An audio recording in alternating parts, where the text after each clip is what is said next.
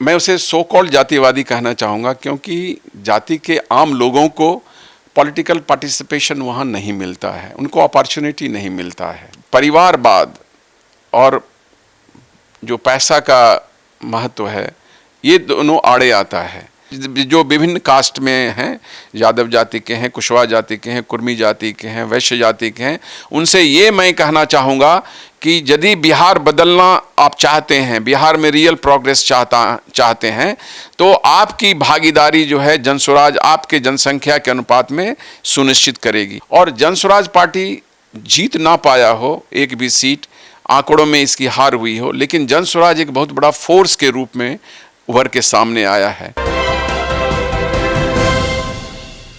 नमस्कार, आप देख रहे हैं सिटी पोस्ट लाइव। मैं हूं सृष्टि राज। जनसुराज बिहार में एक ऐसी नाम जिसकी गूंज प्रशांत किशोर के पदयात्रा से शुरू हुई थी और अब क्या कर रही है, किस तरीके से काम कर रही है, और फिलहाल जनसुराज फिर से सुर्खियों में है अपने एक नई कमेटी के गठन को लेकर। उसी कमेटी के जिन्हें प्रेसिडेंट बनाया गया है वो हमारे साथ स्टूडियो में मौजूद हैं। पूर्व एक्स IAS ऑफिसर रहे हैं ललन जी हैं हमारे पास स्टूडियो में मौजूद हैं, और इनका पॉलिटिक्स से काफ़ी पुराना संबंध भी रहा है, और कहीं ना कहीं अपराधी और पुलिस के बीच उसके बाद अब पॉलिटिक्स में आकर कुछ हो रहा है। अब OBC कमेटी गठित की गई है। अब इस कमेटी में क्या होगा और क्या होने वाला है आगे जनसुराज में, आइए विस्तार में इन्हीं से जानते हैं। सर, ये कौन सी कमेटी है, इसमें क्या काम होने वाला है? सबसे पहले तो आपको और सिटी पोस्ट के दर्शकों को मेरा नमस्कार और बुलाने के लिए धन्यवाद जी। अभी जो एक OBC कमेटी गठित की गई है और उसे मुझे स्टेट प्रेसिडेंट बनाया गया है जनसुराज में जी। तो इस कमेटी का मुख्य उत्तरदायित्व यह होगा कि जैसे नाम से आपको स्पष्ट होगा कि पिछड़े वर्ग के लोगों को यह बोध कराना कि उनके संख्या के अनुपात में उन लोगों को सदन में और संगठन में राजनीतिक भागीदारी सुनिश्चित की जाएगी। आप देखा है कि बिहार में पिछले 36 साल के इतिहास में जातिवादी पार्टियां सत्ता में रही हैं, और मैं उसे सो कॉल्ड जातिवादी कहना चाहूँगा, क्योंकि जाति के आम लोगों को पॉलिटिकल पार्टिसिपेशन वहाँ नहीं मिलता है, उनको अपॉर्चुनिटी नहीं मिलता है। वहाँ पर आपने देखा होगा कि परिवारवाद और जो पैसा का महत्व है, ये दोनों आड़े आता है। तो उन लोगों के जो आम लोग हैं, जो गरीब लोग हैं, उनको पॉलिटिक्स का पार्टिसिपेशन नहीं हो पाता है। लेकिन जनसुराज जो है इनसे इतर आम लोगों को, पिछड़े वर्ग के लोगों को अपने संगठन में और सदन में उनके संख्या के अनुपात पार्टिसिपेशन देगी, सुनिश्चित कराएगी। और इवन कोई भी आदमी उस वहाँ का हो, कोई ज़रूरी नहीं है कि वो किसी खास व्यक्ति का बेटा हो या किसी खास व्यक्ति का संतान हो, उसको मौका मिलेगा, आम आदमी को मौका मिलेगा। सर, तो आप पूरे बिहार में कई बार अहम पदों पर अपने कार्यरत रह चुके हैं, लोगों को सेवा दे चुके हैं, और आपका पॉलिटिकल बैकग्राउंड भी है, आपके पिताजी भी पॉलिटिक्स से थे, तो कुछ इसके बारे में बताइए सर।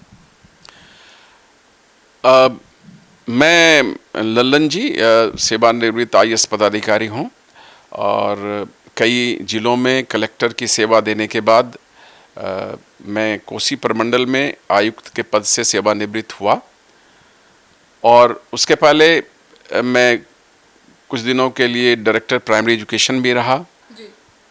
मैंने प्रारंभिक शिक्षा अपनी सैनिक स्कूल से पाई और पटना यूनिवर्सिटी से ग्रेजुएशन करने के बाद बिहार प्रशासनिक सेवा में दाखिला पाया, और वहाँ भी जो है वर्षों तक मैं SDM रहा और वर्षों तक मैं DDC रहा। उसके बाद जब मैं IAS में आया तो मैंने जैसे बताया कि नवादा में लगभग 2 साल कलेक्टर था, फिर कटिहार में 2 बार कलेक्टर रहा, डायरेक्टर प्राइमरी एजुकेशन रहा, और रिटायरमेंट के बाद मैंने जो है पॉलिटिक्स का रास्ता चुना। मैं एक्टिव पॉलिटिक्स में हूँ, और प्रशांत जी के विचारधारा से प्रभावित होकर मैं जनसुराज में आया, और जब से उनकी पदयात्रा शुरू हुई मैं एक जनसुराज के सिपाही के रूप में बिहार बदलने में अपना कंधा लगाया हूं और आज तक मैं यहाँ पर आया हूँ। सर, तो पॉलिटिक्स में आने की इच्छा कब जागरी? समाज में कुछ करने की इच्छा थी। जब मैं ग्रेजुएशन में था उस समय ही ये इच्छा थी, लेकिन एक्चुअली पॉलिटिक्स में आया तो राजनीति में जो रिटायरमेंट के बाद आया। जी। तो सबसे पहले कौन सी पार्टी में गए? सबसे पहले मैं जेडीयू में था, 3 सालों तक था और जेडीयू में मैंने काफ़ी काम किया। वहाँ पर कटिहार ज़िले में मैंने जेडीयू को ग्रास रूट तक इस्टेब्लिश करने में काम किया और फिर कुछ कारणों से डिफरेंसेस हुए तो मैंने जेडीयू छोड़ दिया। और उस समय जो है प्रशांत जी बिहार बदलने की बात कर रहे थे, बिहार की बात कर रहे थे, उनसे मुलाकात हुई और मुझे लगा, मैं उनके विचारधारा से काफ़ी प्रभावित हुआ और फिर मैं उनके साथ जुड़ गया और आज तक मैं जनसुराज में हूँ। सर, तो आप बिहार में अलग अलग जगहों पे कार्यरत रहे, कार्य किया, जनता के बीच रहे, तो आपको क्या लगता है बिहार में क्या क्या चीज़ें बदलनी चाहिए? निश्चित तौर पर जो प्रशांत जी कह रहे हैं, जो बिहार बदलाव की बात कर रहे हैं, जो जनसुराज पार्टी कर रही है, यही मुद्दा है। आप जानते हैं कि बिहार में अभी जो चुनाव हुआ, ये बरसों बाद जाति और धर्म से इतर जो है मुद्दे पर चुनाव लड़े गए और इस मुद्दे को उठाने का श्रेय जो है जनसुराज पार्टी और प्रशांत किशोर जी को जाती है। उन्होंने बरसों बाद उन्होंने देखा कि बिहार में जो पलायन का एक बड़ा रोग है, जो यहाँ लोग बेरोजगार हैं, यहाँ अच्छी शिक्षा व्यवस्था नहीं है, इसके लिए काम करना चाहिए। बिहार जो स्वतंत्रता के बाद अग्रणी राज्यों की श्रेणी में था, अभी बिहार सभी पायदान पर फिसड्डी है। ये उनको जो है कभी रास नहीं आया और इस दर्द को वो झेल नहीं सके। उन्होंने समझा कि ये माटी का कर्ज अदा करने का समय है और उन्होंने जो है ये संकल्प लिया कि मैं बिहार बदल के रहूँगा। बिहार बदलाव उनका लक्ष्य है। तो अब बिहार में जो जनसुराज है वो क्या कर रही है, किस तरीके से काम करेगी, आगे क्या कुछ करेगी? अभी तो ओबीसी कमेटी का गठन की है और क्या कुछ कर रही है? पार्टी में अभी जो है, आप जानते हैं कि हम लोग सभी सीटों पर चुनाव लड़ा और हमें जो है लगभग 3.5% ओवरऑल वोट प्राप्त हुआ। आंकड़ों में हमारी हार हुई लेकिन हमारी विचारधारा की जीत हुई। यह इसलिए मैं कह रहा हूं कि हमारे जो मुद्दे थे उसी मुद्दे पर चुनाव लड़े गए, तो ये हमारे लिए बहुत बड़ी सफलता थी। और जनसुराज पार्टी जीत ना पाया हो एक भी सीट, आंकड़ों में इसकी हार हुई हो, लेकिन जनसुराज एक बहुत बड़ा फोर्स के रूप में उभर के सामने आया है। आज जनसुराज और प्रशांत किशोर जी जनता की आवाज़ हैं। आपने देखा कि यहाँ पर जो है बिहार में वृद्धावस्था पेंशन वर्षों से 400 रुपये थे। आप इसको ख्याल कीजिए कि एक वृद्ध जो है पति पत्नी, वो 400 रुपया महीने में कैसे गुजारा कर सकता है। जनसुराज ने, प्रशांत किशोर जी ने ये आवाज़ उठाई कि नहीं, उनका जो है प्रति माह पेंशन कम से कम 2000 रुपया होना चाहिए और इसके लिए हम लोगों ने जो एजिटेशन किया, उस प्रेशर में सरकार ने जो है बरसों बाद वृद्धावस्था पेंशन को 400 के बदले 1100 रुपया प्रति माह किया। उसी तरह जब हम लोगों ने रोजगार की बात की और जब हम लोगों ने इस बात को उठाया, जनसुराज पार्टी ने इस बात को उठाया, प्रशांत किशोर जी ने इस बात को उठाया कि आपने जाति जनगणना करा ली, सबों की जाति तो बता दी, लेकिन जाति जनगणना में जो सबसे बड़ी बात उभर के आई कि बिहार में अभी भी लगभग 96 लाख परिवार गरीबी रेखा के नीचे रखते हैं। और उस समय माननीय मुख्यमंत्री जी ने सदन के पटल में ये घोषणा की थी कि इन्हें गरीबी रेखा से ऊपर लाने के लिए प्रत्येक परिवार को 2-2 लाख रुपए दिए जाएंगे। और इसी की जानकारी प्राप्त करने के लिए प्रशांत जी के नेतृत्व में हम लोगों ने सबसे पहले कल्याण बिघा गांव का, जो मुख्यमंत्री जी का अपना गांव है, उसका घेराव किया। हमें वहां जाने तो नहीं गया, लेकिन समझ में आ गया कि नहीं, ये किसी को मिला नहीं। और उसके प्रेशर में आपने देखा कि चुनाव के आरंभ होने के पहले ही और चुनाव के वक्त तक भी जो है महिलाओं को 10-10 हज़ार रुपया दिए गए। हालांकि ये प्रेशर तो हमारा था, लेकिन इस प्रेशर में जो है वोट खरीद लिए गए और ये भी हमारे हार का एक कारण बना। तो एज अब जनसुराज के अंदर ओबीसी कमेटी के प्रेसिडेंट के तौर पर क्या कहना चाहेंगे जनता को?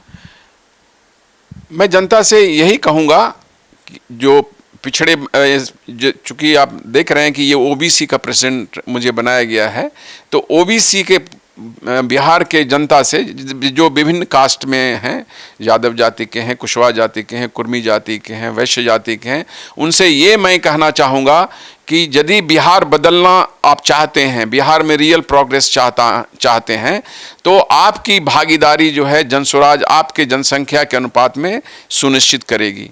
आपका जितना भी परसेंटेज है जनसंख्या का, उसके अनुसार आपको सदन में और संगठन में जगह दी जाएगी, और यह जगह जब दी जाएगी तो आपके शक्ति से जो है बिहार बदलने में मुझे मदद मिलेगी।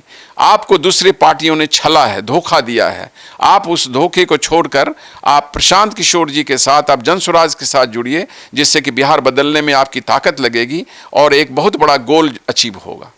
अब सत्ता पक्ष की बात करते हैं तो सम्राट चौधरी की सरकार है। आज ही अब एक एनकाउंटर भी हुआ है रामधनी यादव का, जो कि बहुत ही कुख्यात अपराधी थे। तो इसको लेकर क्या कहेंगे सर? ये तो यूपी मॉडल की तरह अब सम्राट चौधरी भी एक्शन में दिख रहे हैं। सम्राट चौधरी के बारे में प्रशांत किशोर जी ने सारी बात कह दी। अब ये बारी है माननीय अभी जो प्रेजेंट मुख्यमंत्री हैं उनको अपना स्पष्टीकरण देने का। जिन बातों को प्रशांत जी ने उठाया है उन्हें उनका जवाब देना चाहिए। क्या सवाल है?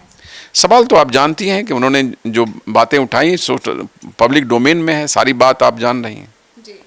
तो उनका जवाब तो देना चाहिए ना प्रेजेंट मुख्यमंत्री जी को। जी, मतलब लास्ट में यही बोलना चाहेंगे? हाँ, निश्चित उनको जवाब देना चाहिए। जवाब तो उन्हें देना है ना, हमने सवाल उठाए और सवाल पब्लिक डोमेन में है, इनका जवाब उन्हें देना चाहिए। तो सुना आपने, तो अब आपकी क्या राय है इन तमाम बातों को लेकर, और जनसुराज और उनके ये जो नियम है और जो ओबीसी कमेटी का गठन हुआ है, इसको लेकर आपकी क्या राय है जरूर बताइएगा। उनकी सोच जो थी चुनाव के दौरान, इसको लेकर भी जरूर अपनी राय रखिएगा। धन्यवाद।